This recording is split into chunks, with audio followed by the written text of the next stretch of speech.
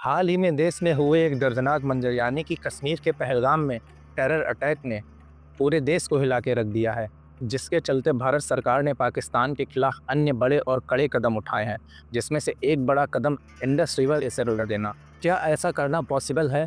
अगर आप इस पे डिटेल वीडियो चाहते हैं तो हमें कमेंट करके ज़रूर बताएं। आइए अब इस वीडियो में आगे बढ़ते हैं और जानते हैं क्यों ये नदी हमारे लिए इतनी इम्पोर्टेंट है, क्या है इसका इतिहास और कैसे इसका नाम पड़ा और कैसे इसके नाम पे हमारे भारत देश को एक नया नाम भी मिला और आर्थिक दृष्टिकोण से ये हमारे लिए कितनी लाभदायक है। सब कुछ जानते हैं इस वीडियो में। हिमालय की गोद से निकली एक नदी जिसने हमारे देश को नया नाम और आयाम दिया। दोस्तों, सिंधु नदी दक्षिण एशिया की एक प्राचीनतम और महत्वपूर्ण नदी है। यहाँ तक कि यह विश्व की सबसे लंबी नदियों में से एक है। इसकी लंबाई लगभग 3200 किलोमीटर है। पुरातन ग्रंथों में इसे पवित्र नदी के रूप में भी पूजा गया है। सिंधु नदी के पानी से हजारों साल पहले सिंधु घाटी सभ्यता फली फूली और आज यह नदी पाकिस्तान और भारत की खेती और संस्कृति को संभाले हुए है।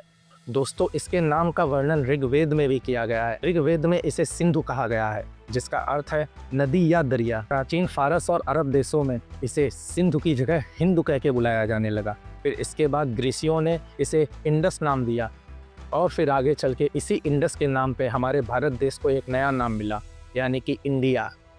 सिंधु नदी की उत्पत्ति दुनिया की छत कहे जाने वाले तिब्बत से होती है। यह मानसरोवर झील के आसपास से निकलकर बहती है, मोटे मोटे तौर पर 5500 मीटर की ऊंचाई से लगभग, और वहां से लगभग 320 किलोमीटर पश्चिम की ओर हिमालय की घाटियों में बहती है।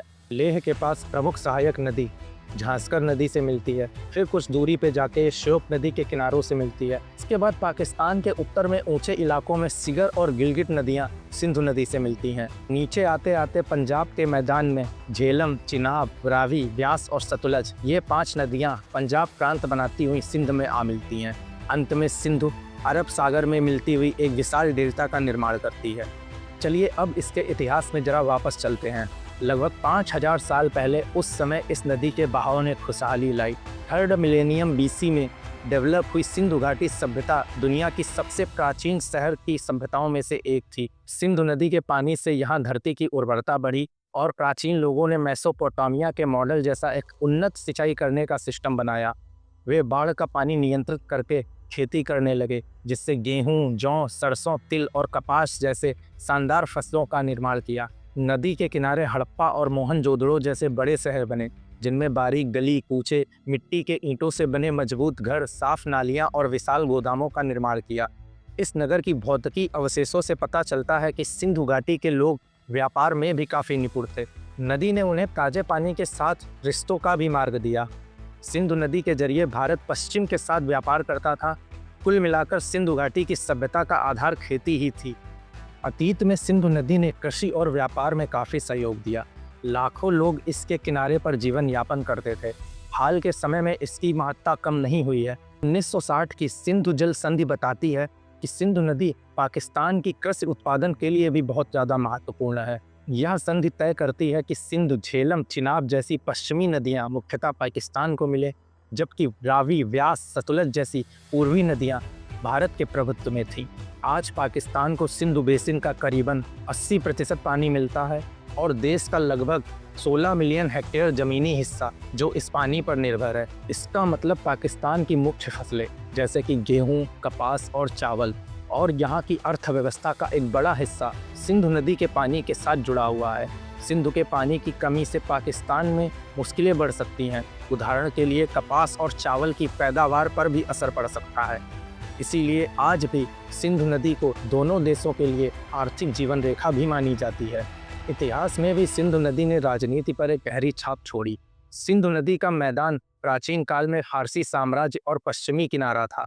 दारियस ने 500 ईस्वी पूर्व में सिंधु घाटी को अपने अधीन कर लिया था।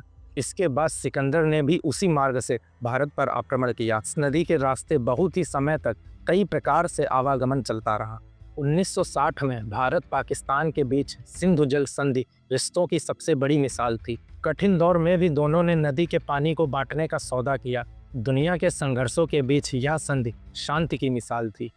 दोस्तों, सिंधु नदी सिर्फ भौतिक धरातल की ही नहीं बल्कि हमारी संस्कृति से भी जुड़ी है। ऋग्वेद में सिंधु नदी को देवता के रूप में मान्यता मिली है। एक पूरा सूक्त सिर्फ सिंधु नदी की महिमा में गाया गया है।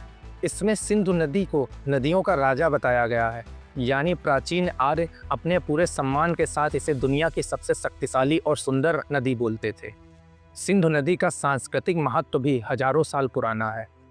पुराणों में सिंधु नदी को सिंधु नारायण भी कहा गया है और यहाँ अनेकों लोक कथाएं बसी हैं।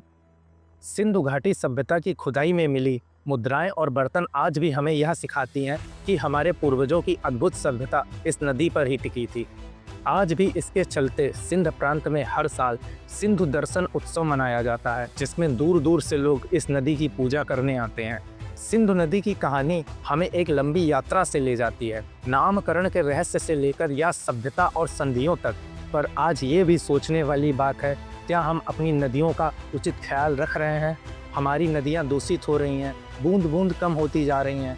इसीलिए हमें मिलकर अपनी नदियों को बचाना होगा, ताकि आने वाली पीढ़ी भी इनका महत्व समझे और इन्हें सुरक्षित रखें। अगर ये वीडियो आपको जानकारीपूर्ण लगा हो तो इसे लाइक करें, कमेंट करें और अपनी राय हमें ज़रूर बताएं। और हमारे चैनल को सब्सक्राइब करके अपने दोस्तों और फैमिली के साथ भी ज़रूर शेयर करें, ताकि हम आपके लिए आगे भी ऐसे जानकारी भरे वीडियो लाते रहें। धन्यवाद।